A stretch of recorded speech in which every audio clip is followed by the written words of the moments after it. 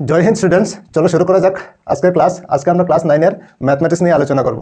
তো চলো শুরু করা যাক আজকের ক্লাস। দেখে নিই আজকের ক্লাসে কি আছে। তো class 9 mathematics exercise 13.2 question number 3। একটি ধাতব নলের দৈর্ঘ্য 77 সেন্টিমিটার, ইহার প্রস্থচ্ছেদের অন্তঃব্যাস 4 সেন্টিমিটার এবং বহির্ব্যাস 4.4 সেন্টিমিটার হয়, তবে নির্ণয় করো নাম্বার 1 অন্ত বক্রপৃষ্ঠকালী কত, তারপর নাম্বার 2 বহি বক্রপৃষ্ঠকালী কত, তারপর নাম্বার 3 সম্পূর্ণ পৃষ্ঠকালী কত। ঠিক আছে। তো কোনো একটা নল আছে যা ধাতু দিয়ে তৈরি, ধাতব নল বলা হয়েছে ওইখানে। তো নল ধাতু দিয়ে তৈরি, ঠিক আছে, যার দৈর্ঘ্য হলো 77 সেন্টিমিটার, আর ভিতরের ব্যাস হলো 4 সেন্টিমিটার, আর বাহিরের ব্যাস হলো 4.4 সেন্টিমিটার। তাহলে ভিতরের বক্রপৃষ্ঠকালী কত আমাদের বের করতে হবে, তারপর বাহিরের বক্রপৃষ্ঠকালী কত আমাদের বের করতে হবে, তারপর সম্পূর্ণ পৃষ্ঠকালী কত আমাদের বের করতে হবে। তো নিশ্চয়ই তোমরা বুঝতে পেরেছো। তো চলো শুরু করা যাক কিভাবে করব। তো প্রথমে নাম্বার 1 অন্ত বক্রপৃষ্ঠকালী। ঠিক আছে। তো ওইখানে কি দেওয়া আছে, প্রথমে দেওয়া আছে দৈর্ঘ্য 77 সেন্টিমিটার আর প্রস্থচ্ছেদের অন্তঃব্যাস হলো 4 সেন্টিমিটার। তো মনে করো আমরা একটা ডায়াগ্রাম অঙ্কন করে নেই ওইখানে বোঝার জন্য। মনে করো এই ধরনের, ঠিক আছে, এইভাবে মনে করো একটি পাইপ, নল পাইপই মনে করো এইভাবে, ঠিক আছে, ওইটা একটা পাইপ। ঠিক আছে, বুঝতে পেরেছো নিশ্চয়। আচ্ছা, ওইদিকে আবার আরেকটা অঙ্কন করে নেই, মনে করো এইভাবে এইভাবে, বুঝতে পেরেছো নিশ্চয়। ওইটা হলো ভিতরের, ঠিক আছে, আর ওইটা হলো বাহিরের। ঠিক আছে, বুঝতে পেরেছো নিশ্চয়। আচ্ছা, ভিতরের ব্যাস এতটুকু, ওইটা হলো ভিতরের ব্যাস আর বাহিরের ব্যাস দুইটা আছে এখানে। ঠিক আছে, একটা হলো 4 আর একটা হলো 4.4। ঠিক আছে, চলো। তো প্রথমে আমাদের বের করতে হবে অন্ত বক্রপৃষ্ঠকালী। তো প্রথমে আমরা লিখে নিই ওইখানে কি আছে, ব্যাস। তো এখানে এখানে এখানে অন্ত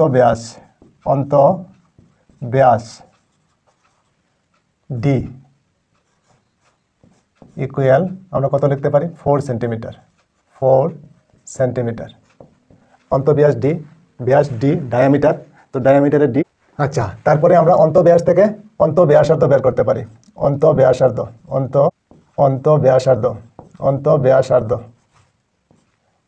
কি লিখতে পারি, আর রেডিয়াস ইকুয়াল 4 এর অর্ধেক, তার মানে 2 দিয়ে ডিভাইড করতে পারি।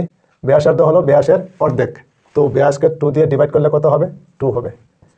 তো 2 সেন্টিমিটার। তো ব্যাসার্ধ পেলাম কত, 2 সেন্টিমিটার। বুঝতে পেরেছেন নিশ্চয়। আচ্ছা, তারপরে কি আছে, নলের দৈর্ঘ্য। তো নলের দৈর্ঘ্য আমরা হাইট ধরতে পারি। নলের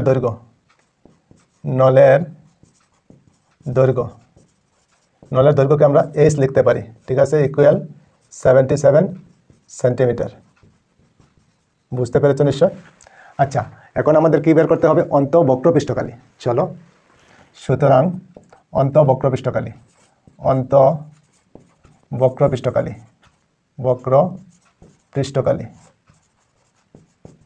বক্রপৃষ্ঠকালী ফর্মুলা আমরা কি জানি, 2πr/h। ওইটা হলো বেলনাকৃতি বক্রপৃষ্ঠের কালী। ওইটা তো বেলনাকৃতি, ভিতরের বক্রপৃষ্ঠের কালী। ঠিক আছে, ভিতরেরটা হবে। ঠিক আছে, ভিতরের বক্রপৃষ্ঠের কালী, অন্ত বক্রপৃষ্ঠ যাকে বলে। চলো, তো ওইখানে 2 আছে, তো 2 লিখে নেই। ইন্টু পাই আমরা কত জানি, 22/7 জানি। ইন্টু আর আমাদের কত আছে, 2 আছে, তো 2 লিখতে পারি। ইন্টু তারপর এইচ কত আছে, 77। বুঝতে পেরেছো নিশ্চয় তোমরা। ঠিক আছে, চলো তারপরে আগে। এখন 7 দিয়ে 77কে ডিভাইড করতে পারি, কত হবে, 11। বুঝতে পেরেছো। এখন বাকি কি থাকে, 2 ইন্টু 22 ইন্টু 2 ইন্টু 11। ঠিক, বুঝতে পেরেছো নিশ্চয়। আচ্ছা, চলো তারপরে আগে। এখন 2 আর 22 ইন্টু করলে কত হবে, 44 ইন্টু 2 আর 11 ইন্টু করলে কত হবে, 22। বুঝতে পেরেছো। এখন 44 আর 22 ইন্টু করলে কত হবে, 8 প্লাস করলে কত হয়, 8 16 16 6 হবে, আর 8 আর 1 9, তো কত হলো, 968। ওইখানে কি আছে, সেন্টিমিটার, তো আমরা লিখতে পারি সেন্টিমিটার স্কোয়ার। ঠিক আছে, তো অন্ত বক্রপৃষ্ঠকালী আমরা কত পেলাম, 968 সেন্টিমিটার স্কোয়ার। ওইখানে আমরা লিখতে পারি ভিতরের বক্রপৃষ্ঠকালী 968 সেন্টিমিটার স্কোয়ার ভিতরের, ঠিক আছে, ভিতরেরটা আমরা পেয়ে গেলাম। চলো তারপরে আগে এখন হলো বহি বক্রপৃষ্ঠকালী, ঠিক আছে। চলো, তো বহি ব্যাস কত আছে আমাদের 4.4, তো আমরা লিখতে পারি ওইখানে এখানে বহি ব্যাস ডি ইকুয়াল 4.4 সেন্টিমিটার। বুঝতে পেরেছ? আচ্ছা, বহি ব্যাস আমরা লিখে নিলাম 4.4। এখন আমরা কি লিখতে পারি? বহি ব্যাসার্ধ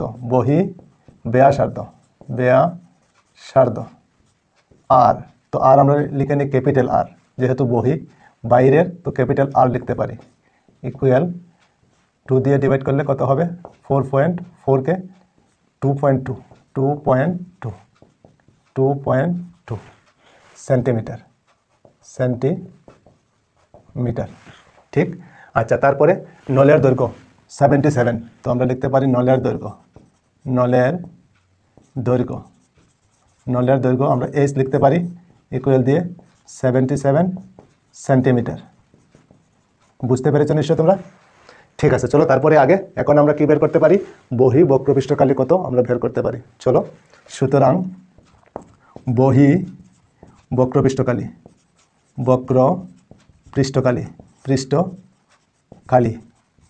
আমরা ফর্মুলা কি লিখতে পারি? 2 পাই আর, আর আমরা ক্যাপিটাল লিখেছি, চলো ক্যাপিটাল লিখে নিই, ক্যাপিটাল আর, তারপর এইচ। বুঝতে পেরেছো নিশ্চয়? ঠিক আছে, চলো তারপরে আগে এখন 2 লিখে নেব। 2 ইন্টু পাই আমাদের কত জানি? 22/7 ইন্টু আর কত আছে? 2.2 ইন্টু এইচ কত আছে? 77। বুঝতে পেরেছো নিশ্চয়? চলো তারপরে আগে এখন আবার 7 দিয়ে 77কে ডিভাইড করলে কত হবে? 11। চলো 2 লিখে নেই, 2 ইন্টু 22 ইন্টু 2.2 ইন্টু 11। বুঝতে পেরেছো নিশ্চয়? চলো এখন 2 আর 22 ইন্টু করলে কত হবে? 44 ইন্টু 2.2 আর 11 ইন্টু করলে কত হবে? 2.2 আবার 2.2 কত হবে? 242। তো ওইখানে পয়েন্ট এক ঘর পরে আছে পয়েন্ট, তো পয়েন্ট ওইখানে দিতে পারি, ঠিক আছে, 24.2। বুঝতে পেরেছো নিশ্চয়? এখন 44 আর 24.2 ইন্টু করতে হবে। চলো 44 দিয়ে ইন্টু করে নিই, ইন্টু করলে কত হবে? 4 দিয়ে 2কে ইন্টু করলে 8 হবে, 4 4 16 6 হবে, 1 থাকবে, 4 2 যায় 8 আর 1 9 হবে। তারপর 4 সেমই হবে, 4 2 যায় 8 আর 16 6, 1 থাকবে, 4 8 হবে আর 9 প্লাস করলে 8 4 15 আর 1 16 6 হবে 10। তো কত ঘর পরে পয়েন্ট হবে? ওইখানে এক ঘর পরে পয়েন্ট আছে, তো এক ঘর পরে পয়েন্ট ওইখানে হবে 1064.8। ওইখানে সেন্টিমিটার আছে, তো সেন্টিমিটার স্কোয়ার লিখতে পারি, সেন্টিমিটার স্কোয়ার। বুঝতে পেরেছ? ওইটা হলো আমাদের আনসার। ঠিক, বহি বক্রপৃষ্ঠকালী কত পেলাম? 1064.8 সেন্টিমিটার স্কোয়ার। তো বাহিরের কত লিখতে পারি? 1064.8 সেন্টিমিটার স্কোয়ার, ওইটা হলো বাইরের, ঠিক আছে। বুঝতে পেরেছো নিশ্চয়? আচ্ছা, এখন আমাদের বাকি রয়ে গেল কি? সম্পূর্ণ পৃষ্ঠকালী। চলো সম্পূর্ণ পৃষ্ঠকালী, সুতরাং সম্পূর্ণ পৃষ্ঠকালী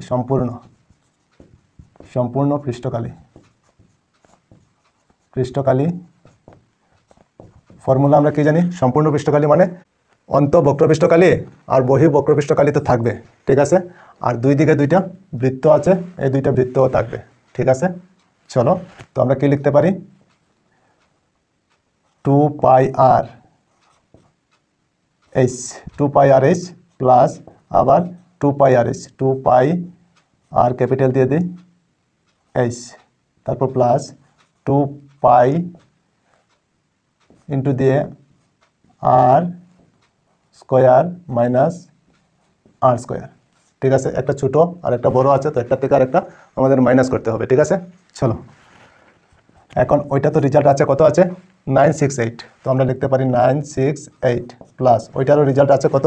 1064.8 প্লাস 2 ইন্টু পাই কত জানি আমরা? 22/7 ইন্টু আর স্কোয়ার, ক্যাপিটাল আর, তো 2.2 হোল স্কোয়ার মাইনাস স্মল আর স্কোয়ার 2 স্কোয়ার হবে। বুঝতে পেরেছো নিশ্চয় তোমরা? ঠিক আছে, চলো তারপরে আগে এখন এই দুইটা প্লাস করে নিই।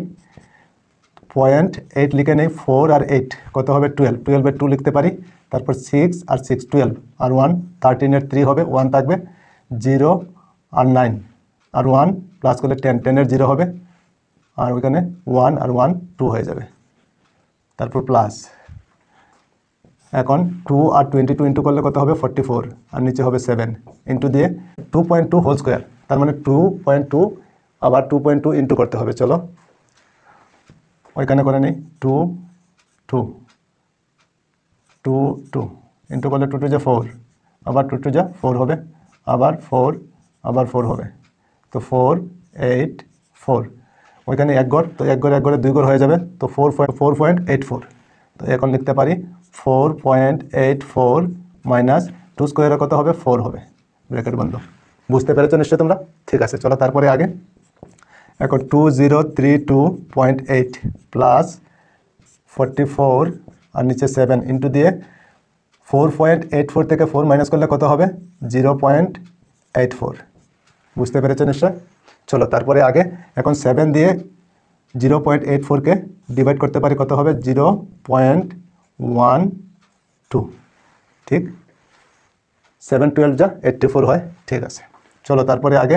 এখন 2032.8 প্লাস 44 ইন্টু 0.12, এখন আবার 2032.8 প্লাস 44 আর 0.12 ইন্টু করলে কত হবে, চলো ওইখানে করে নেই,